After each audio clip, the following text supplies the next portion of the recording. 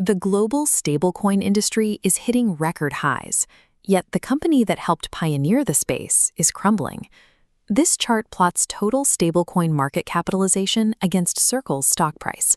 While the broader market surged to $313 billion, Circle's stock plunged 76%.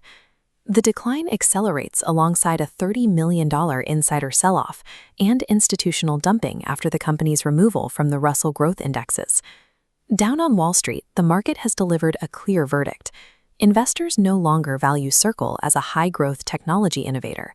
Instead, the company has been repriced as a traditional interest arbitrage bank. It takes in user deposits, parks them in yield-bearing assets, and pockets the difference. When competitors with massive existing distribution networks realize how simple that arbitrage model is, they can easily build their own version.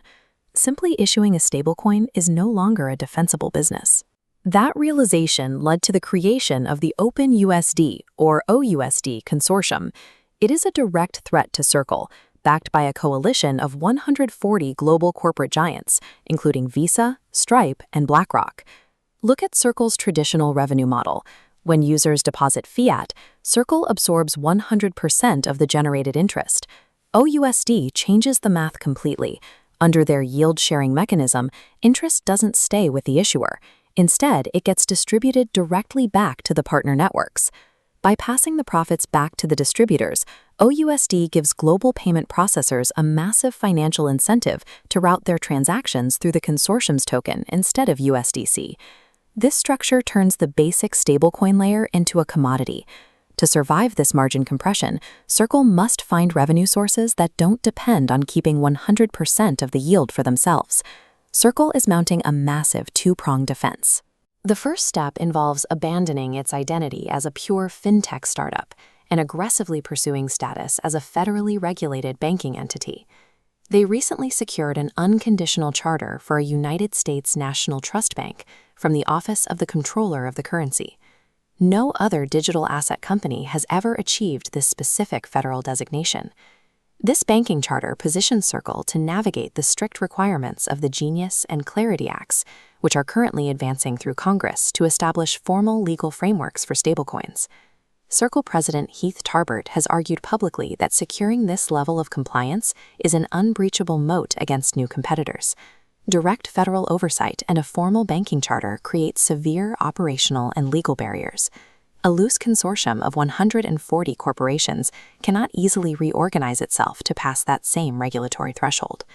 The second half of Circle's defense relies on technology. They want to control the underlying network where institutional stablecoins actually settle. This structural diagram illustrates Circle's $222 million Arc Layer 1 blockchain project. Instead of USDC floating as a token on top of third-party networks, Arc makes USDC the native foundational layer that supports institutional, decentralized, and traditional finance applications above it. Routing transactions through Arc captures fees and reduces reliance on partners backing the OUSD consortium. But there is massive execution risk. Circle faces a strict 2028 deadline to transition Arc to a proof-of-stake model, or the entire tokenomic structure will face extreme stress.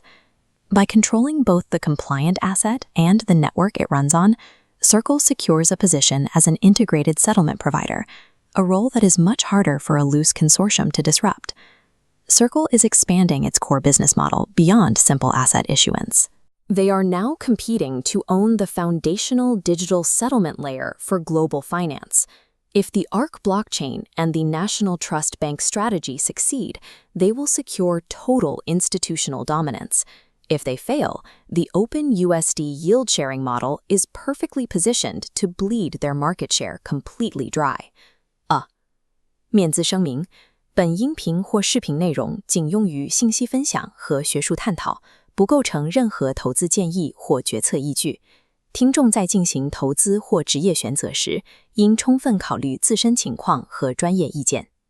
If you want to keep tracking the mechanics behind the stablecoin wars and global markets, follow, like, and share Wall Street Review, 华尔街透视. Thanks for watching.